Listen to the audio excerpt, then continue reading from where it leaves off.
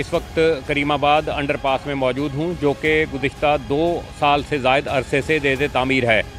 हालिया बारिशों से इस अंडरपास में भी काफ़ी पानी भर गया है, जिसकी वजह से इसका जो सुस्त रवी का तामीराती काम था वो भी रुक गया है। अब एक दूसरा काम शुरू होना है, जो कि इस अंडरपास से पानी निकालने का काम शुरू किया जाना है।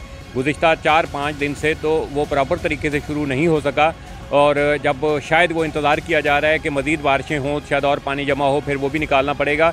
तो इस वजह से ये जो है वो इसका काम जो है वो मैं समझता हूँ पानी निकालने का वो शुरू नहीं हो रहा प्रॉपर तरीके से, और उसके बाद इसकी तामीरात का जो है वो काम शुरू होगा, जो कि पहले से सुस्त रवी का शिकार है। आप देख सकते हैं कि इस अंडरपास में काफ़ी ज़्यादा जो है वो पानी मौजूद है, और ये आधा किलोमीटर का एरिया है बिल्कुल इसी तरह पानी से, जो कि गंदा पानी यहाँ मौजूद है, और इसको निकालने का काम शुरू होगा तो उसमें लगभग 1 हफ़्ते से ज़ायद का अरसा लग सकेगा। उसके बाद जो है वो मैं समझता हूँ कि इसकी तामीर का काम शुरू होगा।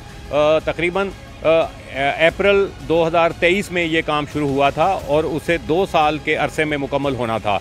2 साल के अरसे गुजरने के बाद इसको अप्रैल में इसको इफ्तिताह की तारीख दी गई, फिर उसके बाद 14 अगस्त को इसको खोलने का मेयर की जानिब से ऐलान किया गया।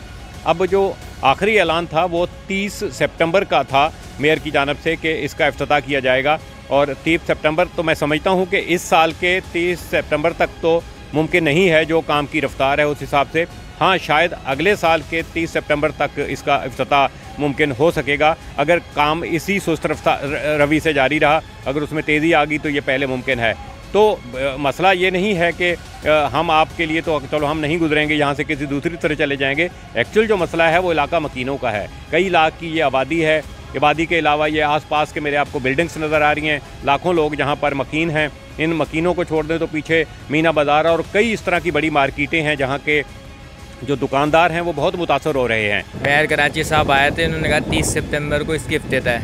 अब मेयर साहब हमें ये बता दें कि आपके पास कौन सी जाली छड़ी है जिसके ज़ोर पर आप इसको इफ्तिताह करेंगे या इसको बनाएंगे। बिल्डिंग वाले अलग मुतासिर हो रहे हैं, दुकानदार अलग मुतासिर हो रहे हैं, तो इससे सिंध हुकूमत को देखना चाहिए। अब हमें अल्लाह से ही उम्मीद है ये जब भी हो, हम अल्लाह से ही दुआ कर रहे हैं अल्लाह ये जल्द से जल्द हो जाए, क्योंकि यहाँ काफ़ी लोग कारोबार के हिसाब से, रिहाइश के हिसाब से बीमार हो जाता है। यहाँ एम्बुलेंस का रास्ता नहीं है।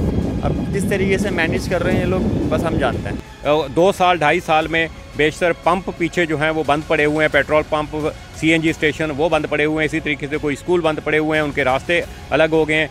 मीना बाज़ार की दुकानदार जो हैं वो बहुत परेशान है कि उनको जो है वो दुकानें उनकी जो हैं वो उन पर ग्राहक नहीं आ रहे। कि ग्राहक इसलिए नहीं आ रहा कि पार्किंग ही नहीं है। अगर कोई आएगा भी बहुत मजबूरी में तो दूर दराज कहीं गाड़ी लगाने के बाद वो पैदल चल कर आएगा। इसी तरीके से जो उनका आपस में कनेक्टिविटी है आस पास दुकानों की, वो एक बंद हो गई थी। ये 1 किलोमीटर का लगभग अंडरपास है, इससे ज़्यादा का। तो इसमें जो जब ये खुदा हुआ था, और उस वक्त दुकानदारों को अपने सामने की दुकानों में आने जाने में तकरीबन 1-1.5 किलोमीटर का फासला तय करके आना पड़ता था, जो कि अब वो तो ख़त्म हुआ है। लेकिन बहरहाल जो तकलीफ़, कारोबारी तकलीफ़ या रहायशियों को तकलीफ़, एम्बुलेंस की तकलीफ़, स्कूल आने जाने के मसाइल, गाड़ी के मसाइल, तो ये सारे मसाइल इस इलाके के लोग जो हैं वो झेल रहे हैं।